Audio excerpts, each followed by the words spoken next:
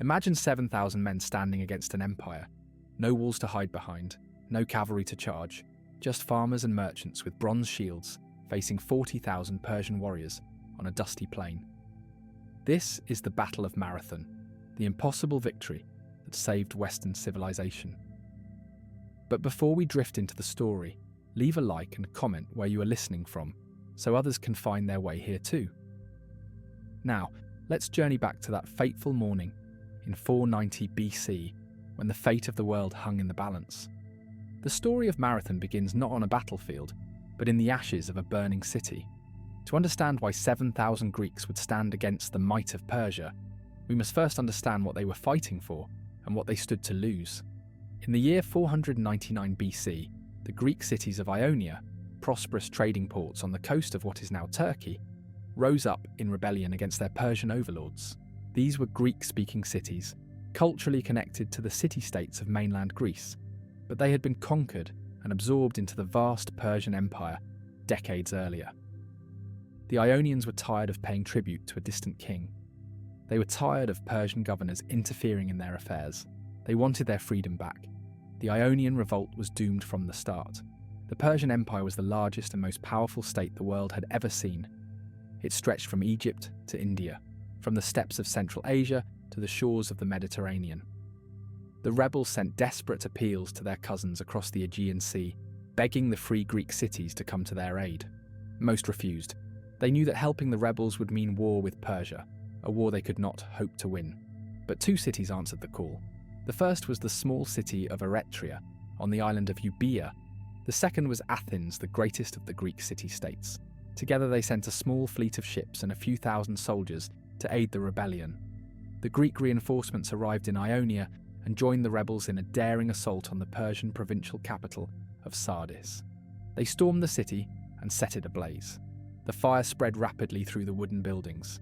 Among the structures consumed by the flames was a great temple, a sacred shrine dedicated to the Persian goddess Cybele. This act of destruction, whether intentional or accidental, was an unforgivable sacrilege in the eyes of the Persian king. His name was Darius I, and he ruled the greatest empire on earth from his magnificent palace in Persepolis. When news of the burning of Sardis reached him, he was consumed with rage. According to the ancient historian Herodotus, Darius ordered one of his servants to repeat to him 3 times before every meal, "Master, remember the Athenians." The Persian response to the Ionian revolt was swift and merciless. The full might of the empire descended upon the rebels. City after city fell. The Greek reinforcements fled back across the sea, leaving the Ionians to their fate. By 493 BC, the revolt was completely crushed. The Persians sacked the great city of Miletus, the heart of the rebellion. They enslaved its population and burned its temples to the ground. But for King Darius, this was not enough. The punishment of the rebels was merely the beginning. He had not forgotten the involvement of the mainland Greeks. He had not forgotten Athens. The king began to assemble an invasion force. His goal was not just revenge, it was conquest.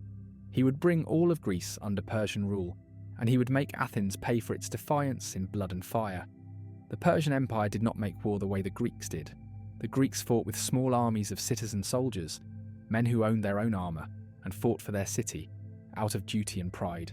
The Persians waged war on an entirely different scale. They could draw upon the manpower of dozens of conquered nations. Their armies were vast, diverse, and terrifyingly effective. At the core of the Persian military machine was the king's elite force, the 10,000 Immortals. These were professional warriors, heavily armoured and superbly trained. They were called Immortals because their number was kept constant. Whenever a man fell in battle, he was immediately replaced, so that the unit always appeared to be at full strength, as though its soldiers could never die. Surrounding this elite corps were contingents from every corner of the empire. There were horsemen from the steppes, archers from the mountains, spearmen from the deserts. Each group fought in their own traditional style, creating a military force of overwhelming variety and power. In 492 BC, Darius launched his first attempt to punish Greece. He sent a massive fleet and army under the command of his son-in-law, Mardonius. The expedition was a disaster. As the Persian fleet sailed along the northern coast of the Aegean, it was caught in a violent storm off the rocky promontory of Mount Athos. Hundreds of ships were smashed against the cliffs. Thousands of men drowned in the churning waves. The survivors limped home, and the invasion was abandoned. But Darius was not deterred. He began planning a second, more direct assault. This time, the fleet would not hug the dangerous northern coastline. It would sail straight across the open Aegean, striking directly at the heart of Greece. In 490 BC, the Persian invasion force finally set sail. The fleet was enormous, perhaps 600 ships, carrying an army estimated by ancient sources at over 100,000 men, though modern historians place the number closer to 25,000 infantry and 1,000 cavalry.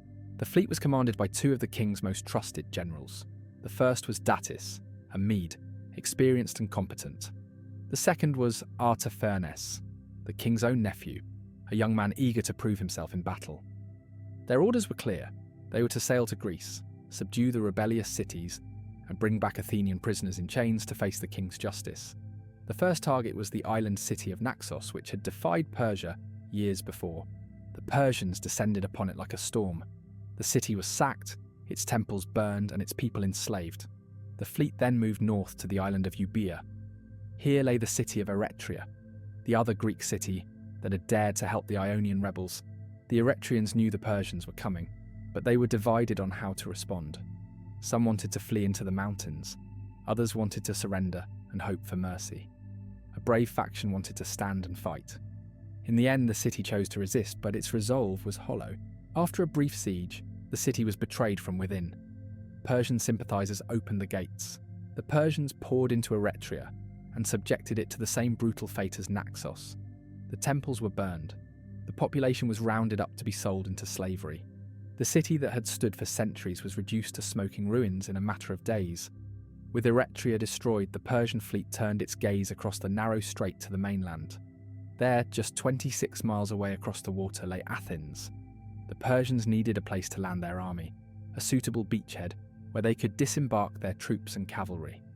Their choice was a wide, crescent-shaped bay on the northeastern coast of Attica, about 25 miles from Athens itself.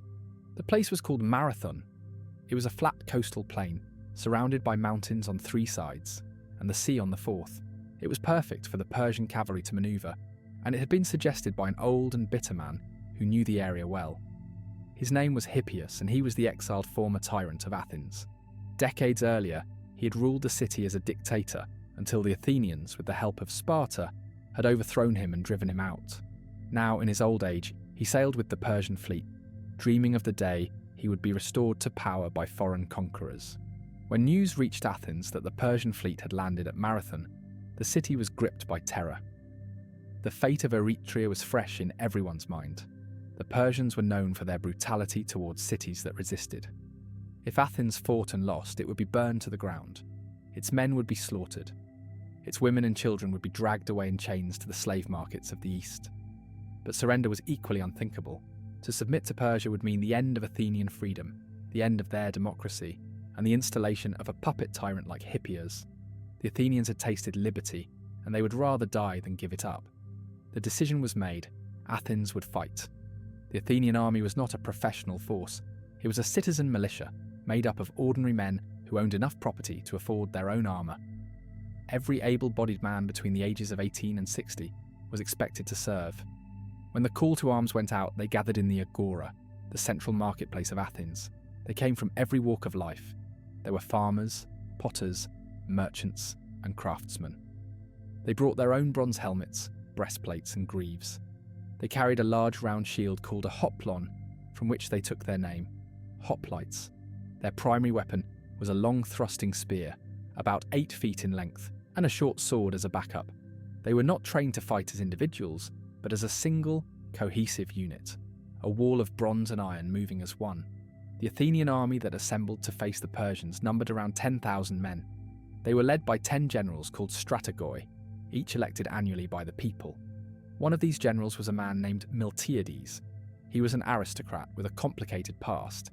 Years earlier, he had ruled as a semi-independent tyrant in the Chersonese, a region on the northern edge of the Aegean that was under Persian influence. He had fought both for and against the Persians at various times, and he understood their methods of warfare better than any other Athenian. He knew their strengths, but more importantly, he knew their weaknesses.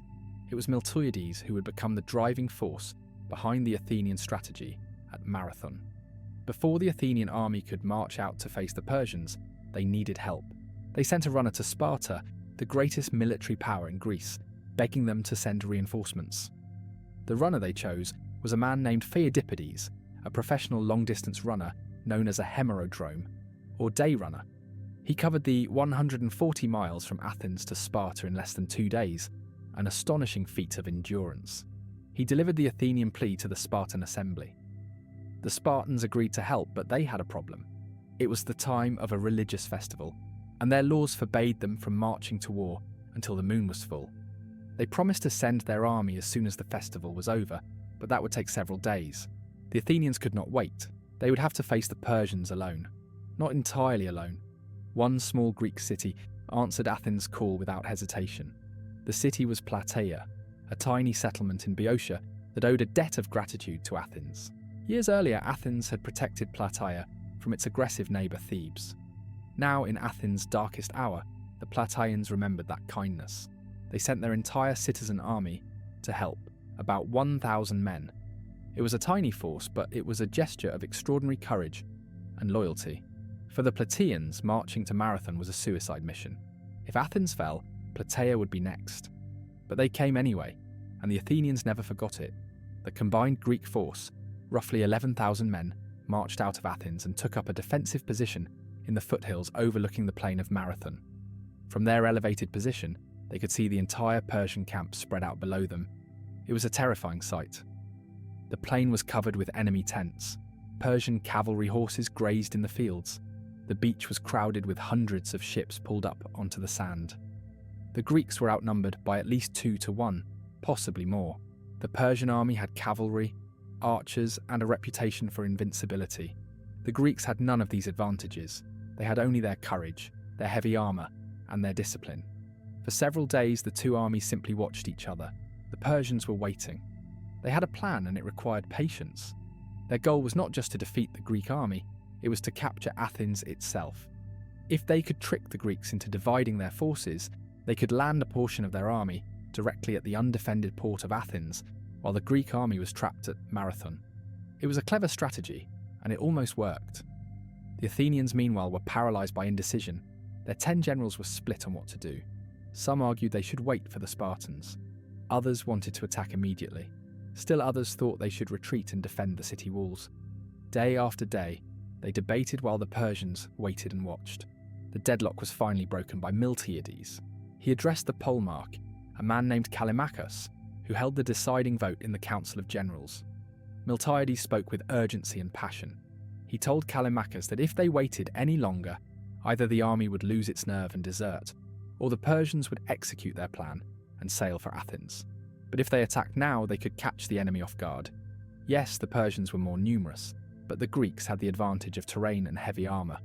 Most importantly, Miltiades argued the Athenian soldiers were fighting for their homes, their families, and their freedom. The Persians were fighting for a distant king. Callimachus was convinced. He cast his vote in favour of attack. The other wavering generals, seeing the polemarch's decision, agreed. The die was cast. Athens would gamble everything on a single, desperate battle. The Greeks chose their moment carefully. Their spies had noticed unusual activity in the Persian camp. It appeared that a large portion of the Persian cavalry, the most dangerous part of their army, had been loaded back onto the ships. The reason for this is still debated by historians. Some believe the Persians were preparing to sail around to Athens, leaving only their infantry to hold Marathon. Others think the cavalry had simply been sent to graze and water their horses elsewhere. Whatever the reason, Miltiades recognised it as an opportunity. Without the Persian cavalry to flank and disrupt them, the Greek hoplites had a fighting chance. He gave the order. At dawn, the Athenian and Plataean army would attack. The Greek battle formation was called a phalanx. It was a rectangular block of men, standing shoulder to shoulder in tight ranks, usually 8 men deep. Each man held his shield on his left arm, protecting not just himself, but the man standing to his left. The result was a wall of overlapping bronze shields, bristling with spear points. The phalanx was incredibly strong when moving forward in unison, but it was also rigid and slow. It could not easily change direction or adapt to complex maneuvers. It was a blunt instrument, a human battering ram designed to smash into the enemy line and push them back through sheer weight and pressure. Miltiades knew that the key to victory was to close the distance with the Persians as quickly as possible.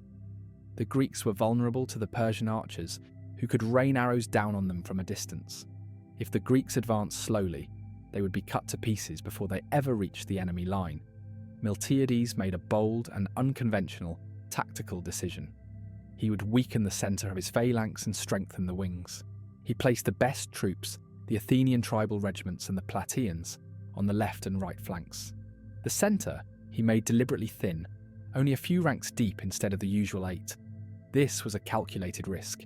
The centre would be vulnerable to being pushed back or even broken through, but if the wings could hold and then envelop the enemy, the battle could still be won. It was a gamble that required perfect timing and discipline. The Greek soldiers understood what was being asked of them, and they prepared themselves for the fight of their lives. As the sun rose over the mountains on that late summer morning, in 490 BC, the Greek army began to move. They descended from the foothills and formed up on the edge of the plain. Across the field, about a mile away, the Persian army was stirring.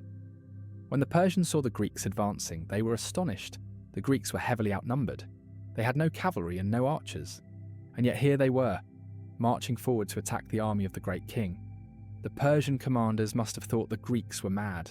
They quickly organised their own battle line. In the centre, they placed their best troops, the elite Persian and Median infantry. On the flanks, they stationed the less reliable conscripts from the subject nations of the empire. This was standard Persian practice.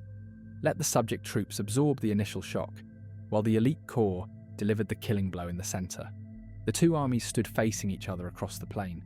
The Greeks could hear the jeers and war cries of the Persians. They could see the glint of sunlight on thousands of spear points and the bright colours of the enemy's clothing. Then Miltiades gave the command. The Greeks began to advance. At first they moved at a steady walk, maintaining their formation. The phalanx rippled forward like a single organism, shields locked, spears levelled. When they reached a point about 200 yards from the Persian line, still well within range of the enemy archers, Miltiades gave a second, shocking command. Charge. The Greeks broke into a run. No Greek army had ever done this before. The idea of a hoplite phalanx running in full armour while maintaining formation was considered impossible. The formation would break apart. The men would arrive exhausted and disorganised. But Miltiades knew they had no choice. Every second spent in the killing zone of the Persian archers meant more casualties. The Greeks had to close the distance as fast as possible. The Athenian and Plataean hoplites, weighed down by 70 pounds of bronze armour and weapons, sprinted across the dusty plain. It was an act of desperation and courage that stunned the Persians. The archers loosed their arrows, but there was no time for a sustained barrage. Within moments, the Greeks crashed into the Persian line like a wave of bronze breaking against a shore. The impact was catastrophic. The front ranks of both armies collided with a deafening crash of shields and spears. Men were knocked off their feet, spears shattered, soldiers screamed. The noise was overwhelming, a chaotic roar of metal on metal, the shouts of officers trying to be heard, and the cries of the wounded and dying. The battle dissolved into a desperate shoving, stabbing struggle. In the centre, just as Miltiades had predicted, the thin Greek line began to buckle under the pressure of the elite Persian infantry. The Persians pushed forward, driving the Greeks back step by step. It looked like the centre would break. If it did, the battle would be lost. The Persians would pour through the gap and surround the Greek army. But on the wings, the story was very different. The strengthened Greek flanks, made up of the best Athenian and Plataean troops, smashed into the weaker Persian conscripts with overwhelming force. The subject troops, who had little loyalty to the great king and no desire to die for him, broke almost immediately. They turned and fled toward the ships. The Greek wings, instead of pursuing the fleeing enemy, executed the most difficult manoeuvre in ancient warfare. They wheeled inward, turning 90 degrees while still in combat, and attacked the flanks of the Persian centre. The elite Persian and Median troops suddenly found themselves surrounded on 3 sides. They were the best soldiers in the Persian army. They fought with skill and courage, but they were trapped. The Greek phalanx closed in like the jaws of a vice. The battle in the centre became a slaughter. The Persians, encircled and pressed from all sides, could not use their superior numbers. They could not manoeuvre. All they could do was fight and die. Slowly, inevitably, the Persian line began to disintegrate. The soldiers in the rear ranks saw what was happening and began to run. The retreat turned into a rout. Thousands of Persian soldiers fled in panic toward the beach and the safety of their ships. The Greeks pursued them relentlessly, cutting down anyone too slow to escape. The plain of Marathon became a killing field. The Persians tried to reach their ships, wading into the surf and scrambling aboard. The Greeks followed them into the water, hacking at the fleeing men and trying to capture the ships. In the final desperate moments of the pursuit, the Athenian Polemarch Callimachus, the man who had cast the deciding vote to attack, was killed. He died fighting on the beach, still leading his men. His sacrifice was honoured by the Athenians for generations. Another Athenian, the brother of the great playwright Aeschylus, was killed trying to grab hold of the stern of a Persian ship. His hand was cut off by an axe blow, and he fell dead into the waves. The Greeks managed to capture 7 Persian ships, but the rest of the fleet escaped. The surviving Persians rowed frantically away from the blood-stained shore, carrying the remnants of their army and the bitter news of their defeat. The Battle of Marathon was over. The impossible had happened. The Athenian and Plataean army had defeated the mighty Persian Empire. The cost was staggering. The Greeks had lost 192 men. The names of the fallen were later inscribed on a marble monument erected on the battlefield, a permanent record of their sacrifice. The Persians, according to Herodotus, lost 6,400 men. Modern historians question this figure, suspecting it may be exaggerated, but there is no doubt that Persian casualties were catastrophic. The beach was littered with bodies. The fields of Marathon were soaked with blood. But the battle was not quite over. The Persian fleet, though battered and demoralised, was still intact, and Miltiades realised with horror what they were about to do. The Persians were sailing around the southern tip of Attica, heading directly for the city of Athens. If they landed at the undefended harbour, they could still capture the city, while the Greek army was stranded at Marathon. There was no time to lose. The exhausted Athenian soldiers, many of them wounded, still wearing their blood-spattered armour, were ordered to march immediately. They had to reach Athens before the Persians. It was a race against time. The Athenian army force marched the 26 miles from Marathon back to Athens in full battle gear. They arrived at the city by late afternoon, just as the Persian fleet appeared on the horizon. The Persians, seeing the Greek army already in position to defend the city, realised their plan had failed. They had been outmanoeuvred. The generals Datis and Artaphernes made the decision to abandon the invasion. The fleet turned away from the coast and set sail for home, carrying with them the enslaved people of Eretria as the only tangible result of their expedition. The impossible victory was complete. The Greeks did not have to wait long for confirmation of their victory. The next day, the Spartan army finally arrived, 2,000 strong. They had marched as quickly as they could after the end of their religious festival, but they were too late.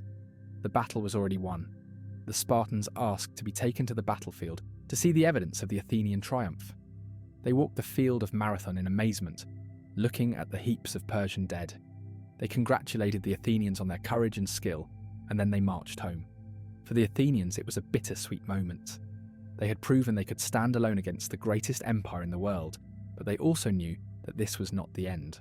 Persia would return. The story of Marathon gave birth to one of the most enduring legends in history, though its details are almost certainly myth rather than fact. According to much later sources, after the battle was won, the Athenians sent a messenger back to the city to announce the victory. The messenger was said to be Phidippides, the same runner who had gone to Sparta before the battle. The story goes that he ran the entire 26 miles from Marathon to Athens without stopping. When he arrived at the city, he gasped out the single word, Nike, meaning victory, and then collapsed and died from exhaustion. This story is almost certainly not true. The earliest accounts of the battle make no mention of it. But the legend was so powerful and romantic that it became immortalised in the modern Olympic marathon race, which is run over a distance of 26.2 miles in honour of this mythical run. The real legacy of Marathon was not a legend about a runner. It was the proof that the Persians could be beaten. For decades, the Persian Empire had seemed invincible.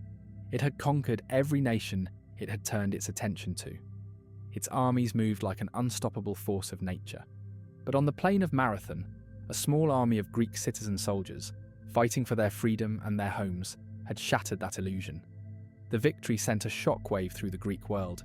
It showed that courage and discipline could overcome superior numbers. It showed that free men, fighting for a cause they believed in, were more powerful than conscripts fighting for a distant king. It gave the Greeks a new sense of pride and confidence. They were not helpless victims waiting to be conquered. They were warriors who could defend their way of life. In Athens, the victory at Marathon became the defining moment of the city's identity. It was celebrated in poetry, in art, and in public monuments. The fallen soldiers were buried on the battlefield itself in a great burial mound, a tumulus that still stands today. Each year, the Athenians held ceremonies to honour the men who had died defending their freedom. The battle became a symbol of everything Athens believed about itself: that democracy was worth fighting for, that ordinary citizens were capable of extraordinary heroism, and that a free people could never be conquered by tyrants. It was this spirit, born at Marathon, that would carry Athens through the even greater trials that were to come. For the Persian Empire, the defeat at Marathon was a humiliation, but it was not a disaster. The empire was vast and powerful, and the loss of a single army barely dented its strength. But it was a blow to Persian pride. King Darius had promised to punish Athens, and he had failed. He immediately began planning a new, even larger invasion, but fate intervened. In 486 BC, Darius died before he could launch his second campaign. His son and successor Xerxes I inherited both the throne and his father's unfinished business. Xerxes was even more ambitious than his father. He would not be satisfied with merely punishing Athens. He would conquer all of Greece and add it to his empire. For 10 years after Marathon, Greece enjoyed an uneasy peace, but everyone knew the storm was coming. Xerxes spent years assembling the largest invasion force the ancient world had ever seen. Ancient sources claim his army numbered over 1 million men, though modern historians estimate it was closer to 150,000.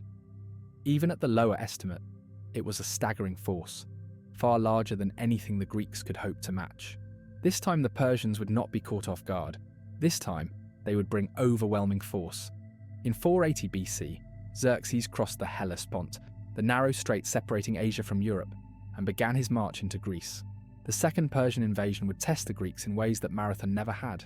This time, Athens and Sparta would have to fight side by side. This time, the Persians would march all the way to Athens and burn it to the ground. This time, the fate of Greece would be decided not in a single day, but over a summer of desperate battles at Thermopylae, Salamis, and Plataea. But through it all, the Greeks drew strength from the memory of Marathon. They remembered that they had beaten the Persians once, and they could do it again. The victory at Marathon had planted a seed of hope and resistance that would eventually lead to the defeat of Xerxes and the survival of the Greek world. In the end, Marathon was more than just a battle. It was a turning point in history.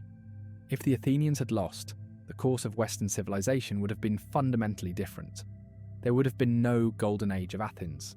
There would have been no Parthenon, no plays by Sophocles or Euripides, no philosophy of Socrates or Plato. The democratic ideals that Athens championed and spread throughout the ancient world might never have taken root. The culture of Greece, which so profoundly influenced Rome and through Rome the entire Western world, might have been snuffed out before it could reach its full potential. But the Greeks won. 7,000 men, facing impossible odds, stood their ground and changed the world. The plain of Marathon stands quiet today. The great burial mound, the Souros, still rises above the field where the Athenian dead were laid to rest. Archaeologists have excavated parts of the battlefield. They have found arrowheads, spear points, and fragments of armour buried in the soil. These are the physical remnants of that desperate fight, small pieces of bronze and iron that once belonged to men who fought and died for something larger than themselves. Visitors to the site can still walk the ground where the two armies clashed. They can stand where Miltiades stood and look across the plain toward the sea. They can visit the small museum that houses some of the artifacts recovered from the battlefield. And they can pay their respects at the tumulus, where 192 Athenians sleep beneath the earth they died to defend. The story of Marathon has echoed through the centuries as a symbol of courage in the face of overwhelming odds. It has been retold in countless books and poems. It has inspired generals and soldiers in later wars. It has become a universal metaphor for the underdog who refuses to surrender. The marathon race, run in the Olympic Games and in cities around the world, keeps the memory of that battle alive for millions of people who may know nothing else about ancient Greece. And the lesson of Marathon remains as relevant today as it was 2,500 years ago. It is the lesson that freedom is worth fighting for, that ordinary people are capable of extraordinary acts when their backs are against the wall, and that tyranny, no matter how powerful it appears, can be defeated by those who have the courage to stand against it. In the end, the 7,000 Greeks who stood at Marathon were not professional soldiers. They were not born warriors. They were farmers and craftsmen, merchants and landowners, men with families and homes and lives they cherished. They did not want to fight. They did not seek out glory or conquest. But when their freedom and their way of life were threatened, they picked up their spears and shields, and they stood their ground. They fought not because they were certain of victory, but because the alternative was unthinkable. And when the day was done, they had achieved something that seemed impossible. They had proven that free men, united by a common cause and willing to risk everything, could defeat an empire. That is the true legacy of Marathon. That is why, more than 2 millennia later, we still remember their names and honour their sacrifice.